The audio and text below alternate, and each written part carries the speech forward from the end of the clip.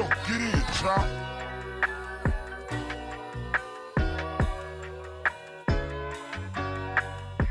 I'm a bit self-aware, sometimes it's fucked up, but life is gonna lie, so I ain't gonna slow up. I'm on a mission to change the face of mental health, kicking knowledge to my people, cause you know that health is wealth. It's your lucky day, cause you tuned into the greatest. Out here striving to survive, sometimes we fake it till we make it. If your mental health is slipping, then please don't touch that dial.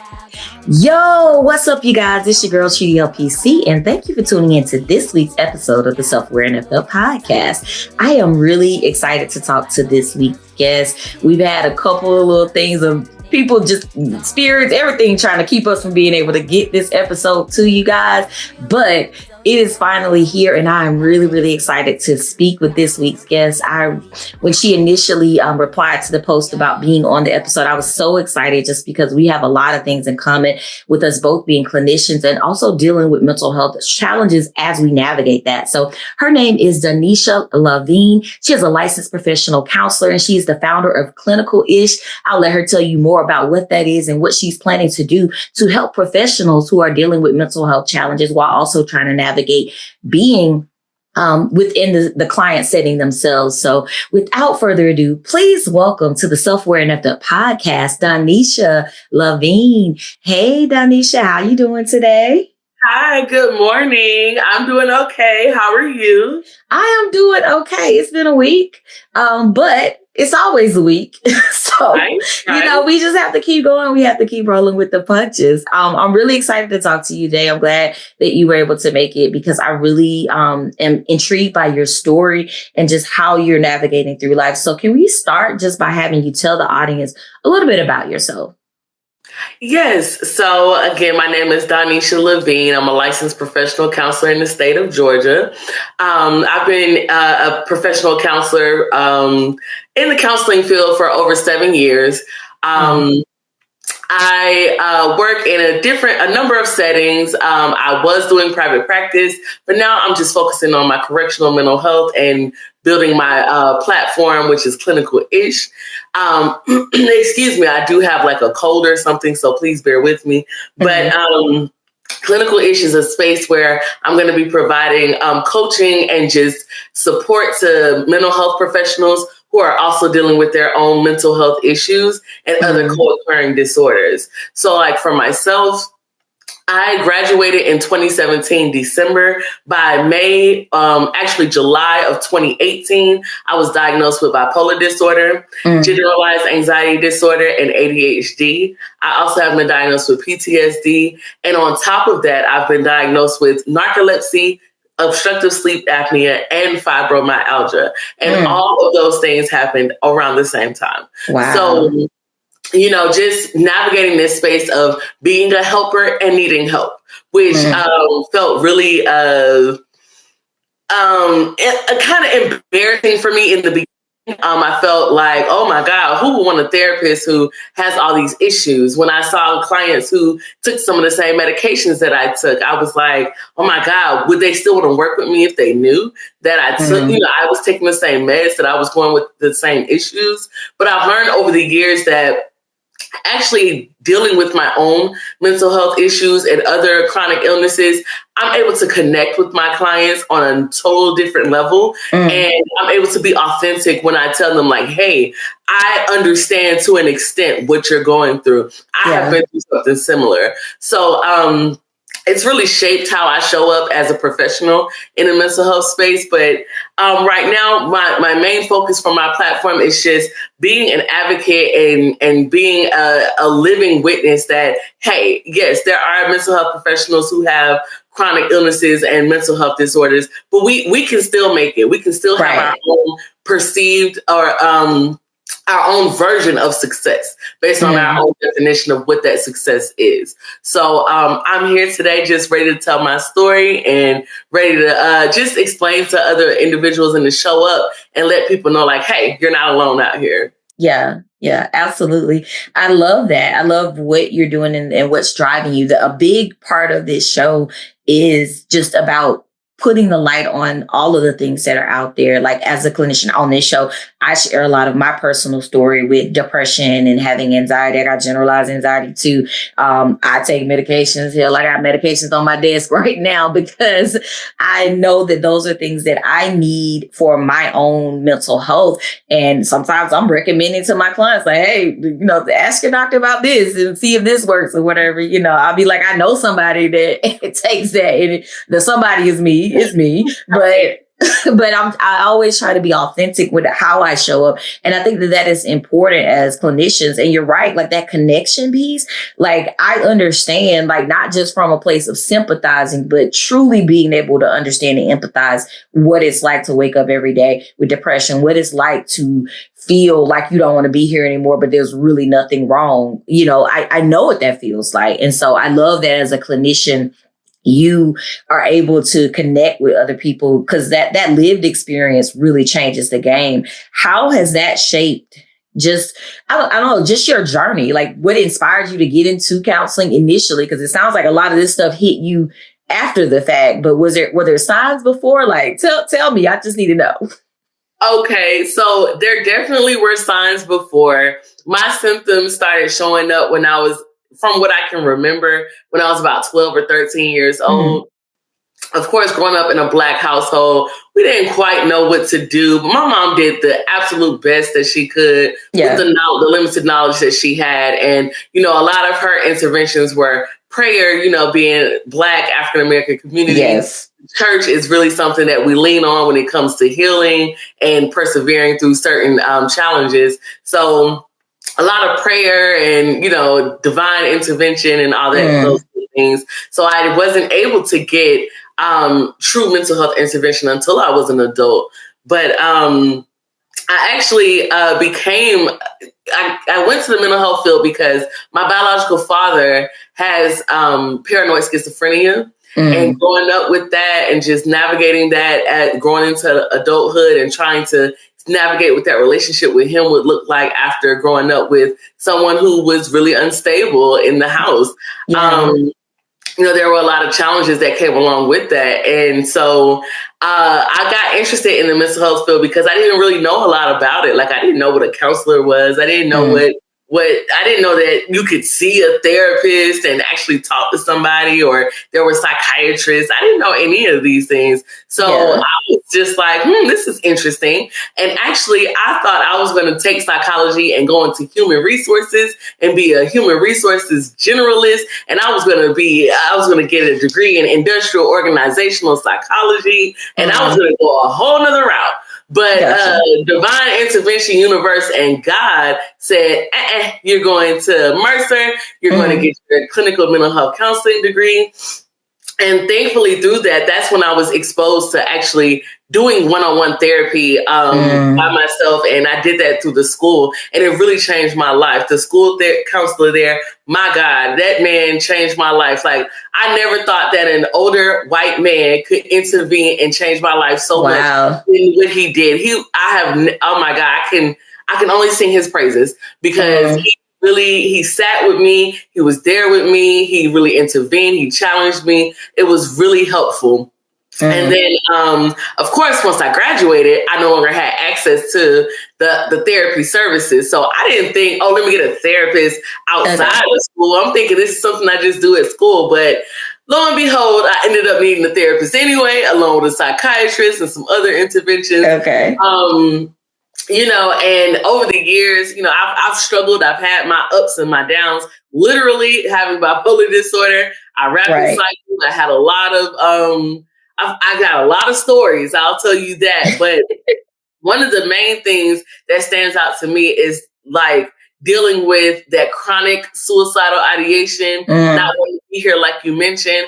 And then also I had a point where I had to be hospitalized, and having that experience of being in a psychiatric hospital, the one that I used to work at, by the way. And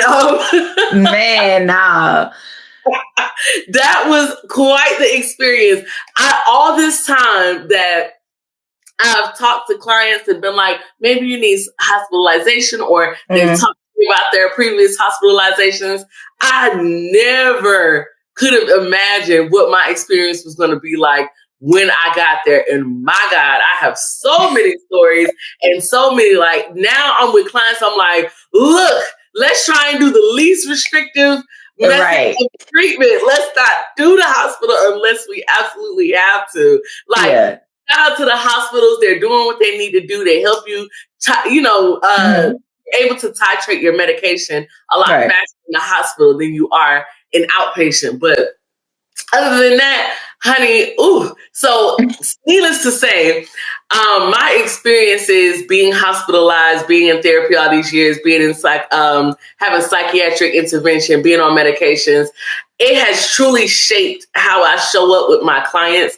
And like working in a correctional standpoint, there's a lot of malingering or a lot of faking of symptoms. Right. I'm able to be like, I smell bullshit. Right. Or I'm able to say, oh my goodness, this person, I can feel some of the things I used to feel in this person. So let me make sure I'm really, really helping them. And then the other people like telling them like, hey, this is nothing to play with. Nobody wants to take these medications really and really need them. So the fact that you're just like, oh my God, I need medication, I'm like, kind of fishy. But it's like, you don't want to take medication for something that you don't have, because these medications truly change how your brain works. And if you don't have these symptoms that you're feigning, like, you can really, it really impacts you in a negative way, in my opinion. You're going to have all these side effects potentially, and you don't even need this medication. Well, they're probably not even taking it if they're in corrections. They're probably trying to sell it to other people. Listen, some of them take it because they want to sleep. Okay. That makes sense. Some of them do sell it. That is true. So it's just a number of things. It's like, bro, like, y'all don't want to, don't just don't do it. So, but yes, it definitely has shaped how I show up with my clients, because now, like, I have this, I've always had this extra layer of empathy. Like, hey, I know what it's like to not want to be here. I know what it's like to not feel like you don't have support from others, to feel unseen, to feel like you're embarrassed, or ashamed of having this going on, to feel like, why me? To feel like, when will this go away? To take medication and feel like, oh, I'm cured. Stop taking medication, and then you relapse in your symptoms. To, just all these things, all the crazy things that happen when you're unstable, the things you don't remember, and people tell you, oh, you did this. They have proof that you did this. And you're like, I wasn't there. I don't know what you're talking about. I didn't do that. They like show you a picture of you doing something, and you're like, oh shit. Okay. I guess I did. So now I tell people, I'm not saying you're lying. I'm just saying I don't remember. So just being able to really empathize with clients and their experiences, and being able to draw from my own experiences and show them like, hey, I've gotten to a point of stability where I'm able to work, because there was a point in time where I couldn't. There was times where I could barely keep a job. I've had over 25 jobs since I've been in this field, because I've been so unstable. Since 2017? Since 2017, baby. Wow. About 3 of them are on my resume, but that's another story. So,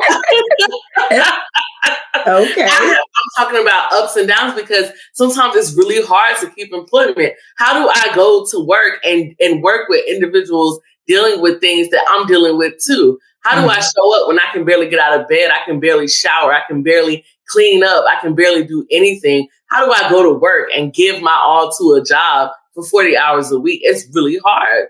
Yeah. Missing work. You may not want to miss work, but you literally feel like you can't move. Being at work and breaking down, crying in inappropriate settings.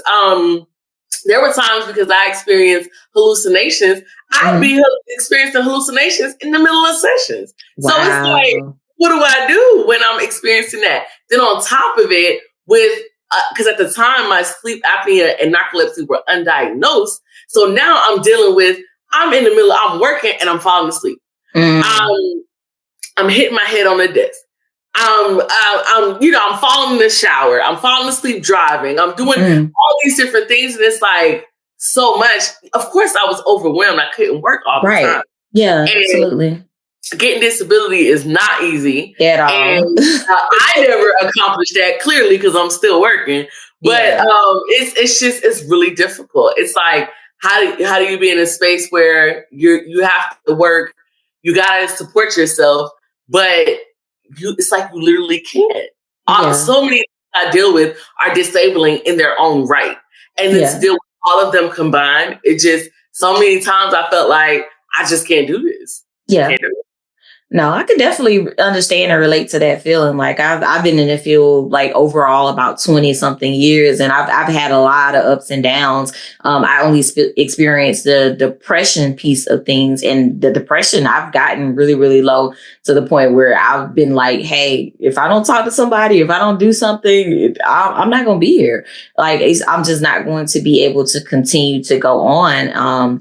And part of what I've been dealing with recently has been that overwhelming feeling of like, I'm doing too much. I'm working full time and I'm seeing clients part time and I'm doing this show and I'm doing speaking engagements and I'm doing like everything. And it's like, it got to the point where it got to be so much. And finally, I was having a conversation with my therapist a couple of months ago, and I was like, hey, I can't keep doing this or whatever. So I did finally make the decision to take some time off of work to really be able to focus in on my mental health. And I'm actually in the process of starting EMDR. I've done talk therapy for years, but I've heard a lot of great things about it. I had someone on the show a couple of months ago, and they were talking about their experience. And I was like, I really need to try this or whatever. Have you tried alternative forms of kind of treatment to help you get to a more stable place?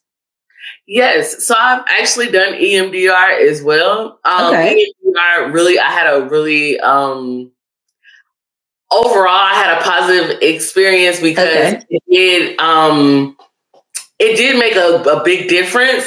But I will say that what it took for me to get to that big difference, I felt like the exchange was nearly,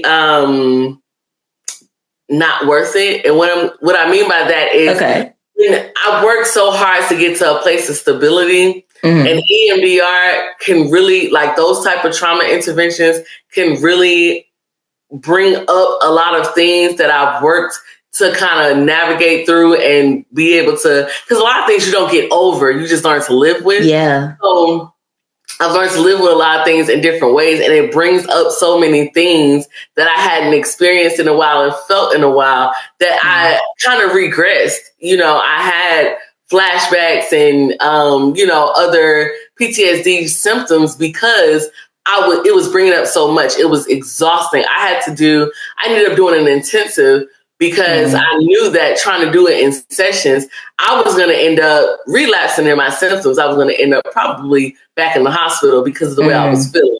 So, but the intensive really was really helpful. I'm just hesitant to do it again because I don't want to disrupt any of my stability right now. And I don't think I'm in a place where I can afford to bring some of that stuff up and do the actual intervention. But I can't knock it. It did make a big difference when I did it. It did. I can't lie about that. I try and look at like different supplements and things that I can take. There's not a lot that I can take because things like, oh my gosh, I'm drawing a blank. Like, I think it's St. John's wort or something like that. Things like that, they work for like depression and other symptoms, but they trigger like mania at the same time. So you have to be careful when you have bipolar disorder to that some of these supplements, they work for one end, which is the depression. But if you deal with mania, hypomania, it can trigger that. So I have to be very careful with like alternative methods of intervening. I do things like I do stretch therapy. I get stretched like once a week and, to help with my chronic pain and just to help mentally. It's a mental release when I do it because a lot of times we hold trauma and our emotions in our body. And I'll have parts of my body that are really stiff that are, I can barely move because of the chronic pain and because of the trauma and the emotions that I'm holding in. So the stretch therapy is really, really, really beneficial. Okay. I try to pay attention to my diet. There are a lot of things that I don't eat or I rarely eat or consume. Like I try not to eat too many sugary things or drink too many sugary drinks. Now, one thing about it, I love my juice. I'm not giving up my juice 100%, but I don't drink alcohol. I don't use any substances like marijuana or anything like that because they will trigger episodes mentally and also physically with my chronic pain condition. So I do try to incorporate different things. I am looking into, I heard of like acupuncture and dry needling. Yes. And for other things. So I am looking into more interventions, like more holistic interventions. Okay. Exercising does help. It's hard for me to do, but I try and do it like I just shoot for 2 or 3 times a week and just for like 20 minutes. I have a Peloton bike. I call myself Peloton Don, and I get on my Peloton bike and I go at it as much as I can, which some weeks might look like twice. Some weeks might look like once, but at least I'm trying and I'm trying to move a little bit. So I just, giving myself grace and just trying to make sure that I'm looking at a holistic view of my treatment. Gotcha. Yeah. I think that's definitely important I always tell people you can't treat one area of your wellness. You have to kind of look at all of the different components of how you navigate that. Like for me, I suffer from chronic pain as well. I need to go get a doctor's note so I can get stretch therapy included because I go to Massage Envy and they have that, but you need a doctor's note in order to get reimbursed for it. And I be wanting my money back from my health spending account, but that's a whole nother story. But I definitely need that. So as you were talking, I was like, I need to add that because the chronic pain also that depresses me too. Because it's like I'm in pain every single day. Like I got so much stuff propping me up in this chair right now so that my back doesn't continue to hurt. But I definitely think you should try acupuncture. I've done that and cupping. And both of those have been really, really helpful. I need to actually go back and do some more acupuncture, but it's really good. It releases a lot of the tension. So I think you'll like it. You try it. Absolutely going to try that because I'm willing, when you're in pain all the time, you're willing to try nearly anything. And then, being that we still have to work and everything. Some people who have the condition I have, fibromyalgia, and probably the condition you have, are taking they're prescribed narcotics. And we take that trying to still work and, function on a daily basis. So I deal with a lot of pain. Like on a good day, I'm at a 6. So I'm, today I'm definitely at like an 8.5. And I'm a little stiff and I'm cocked to the side and everything. But hey, I'm just trying to navigate the pain so that I can, still be present. But I'm definitely going to try those different interventions. And, I encourage anyone when you're dealing with pain, chronic pain, that does really impact your mental health. That will trigger depression. Yeah. Being in pain all the time, not being able to move and get up and go around. I couldn't even go to the grocery store and grocery shop for years. I'm just maybe a month ago, just started going to the store and grocery shopping myself. And I still can only do it maybe once a month or once every 2 weeks because it triggers so much pain for me. So it's challenging, but it's doable, I will say, because you're here now, you have your challenges and you have to listen to your body and your mind, and you have to know when to take a break and when to step back because, it's just important to be in tune with what's going on with your body and your mind. You've got to listen because if you don't, your mind and your body will make you make time. Yeah. And I've experienced that as well. Right. So I'd rather take the time than be forced to make the time. Yeah. So I just want to, just acknowledge and commend you for taking time to listen to what your body needs and what you need right now. Because, we'll keep going and going and going and we want to save the world and, we'll end up burning out and then nobody gets intervention. Nobody, when we're not good, we can't be good to anyone else. So if we prioritize ourselves, we were taught being selfish is a bad thing. It has such a negative connotation. But if you're not selfish and making sure you're good, Yeah. you can't be the best version of you to everyone else who you're impacting. So really, Right. being selfish and making sure you're good is actually being selfless and making sure everyone that you encounter gets the best version of you and which you have to offer. Yeah. You sound like my therapist. I'm like, have you been talking to Alex? Because like this literally word for word what she said to me several weeks ago. I was like, look, she was like, because I told her, I was like, girl, listen, I almost checked into Anchor over the weekend. Like that's how bad it was. And she was like, well, you need to just take some time, because if you don't take time, if you go to Anchor, they still not gonna be able to see you. So why don't you just take the time off and really just prioritize you or whatever? And I was like, yeah, I really got to, or whatever. And it was hard. Like even the FMLA paperwork, I wrote something on social media when I first got the FMLA paperwork back from her, because I was reading this shit on, and I'm like, suffers from chronic depression. And I'm like, well, who the fuck are you talking about? Like, I ain't gonna write this shit. But I mean, I know she had to write what she had to write, and I know it's real, but it was hard to see, because I'm like, you talking about me? I'm Superwoman. I've been working since I was damn 13 years old. I haven't had a break, honestly, in the last 11 years. But I know I need it. I know my brain, like my coworkers piss me off. My team members piss me off. Everybody pissed me off right now. So my irritability, that was like the key for me, because I'm just like, little shit was just making me hate everybody. And I was like, I'm gonna end up blowing up if I don't do what I need to do for myself. Right. And so that was what it took for me. But it's still very hard to say I need a break, because I've been needing a break for a very long time. And everybody's all like, yay, you finally choosing you. And I'm like, fuck y'all, first of all. But, but yep. Y'all right. So, but it has been a lot. It's a lot to admit that, especially as a professional. And I know a lot of what you want to do or are planning to do with clinical is help professionals. So can you speak a little bit more about how you plan to help people like me who don't know how to sit their asses down and take care of themselves? How do you plan to help us?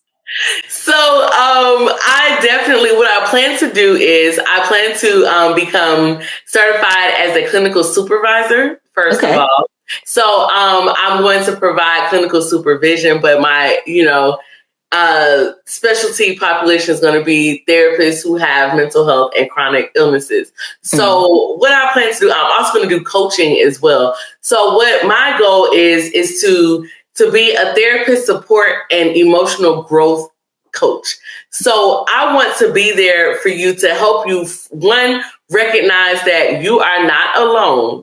You feel alone. I know you do. It's very isolating, but you're not alone. There are a lot of people like you out here who look like you, who are experiencing a lot of things that you're experiencing. So for one, you will not be the first person to take a break or focus on themselves. You will not be the last person to take a break or focus on themselves. Your client will drop you like a hot potato if they had to focus on themselves and take a break. So you can drop your client to focus on yourself and take a break. Preach. And recognizing that it's okay to take care of yourself and that you can navigate this space of having chronic illness and mental health disorders.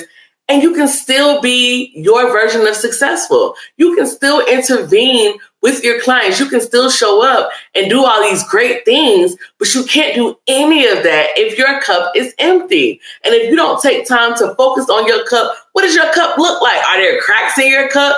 Is it just empty? Or like what's going on? Is there a hole at the bottom? Are you pouring some things in and it's going right back out? Like what's going on? To really look at, hey, if I'm not the best version of me, then I can't be the best version of me as a therapist to my clients. So when I don't treat me well and I don't prioritize me, I'm actually doing my clients and everyone else who is encountering me a disservice. So can we reframe what it looks like to take time for you?